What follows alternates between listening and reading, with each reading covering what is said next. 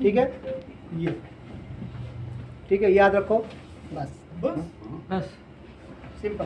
लगता है यार सिंपल करो ना। कैसा सर?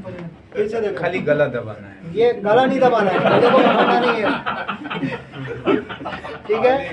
ये देखो, ये जो हिस्सा दिखता है ना, ये हिस्सा, ये देखो, ये जो दब रहा है, देखो ये दबाने में कैसा हो रहा है, शोल्डर पे और गर्दन दोनों। दोनों है। ये रखा, ये हाथ जो दूसरा है इसको इस हाथ से पकड़ना है, बस हल्का सा ये रख के इस तरह से अंगूठा अंदर रहेगा तो फोर्स अप्लाई नहीं ये होगा। कितना ऊंचा रहना चाहिए सर? ये जितना ऊंचा भी रखा है, एक्चुअली में ये बराबर नहीं, इसे थोड़ा ऊंचा होना चाहिए, वैसा ये रखा है इधर से।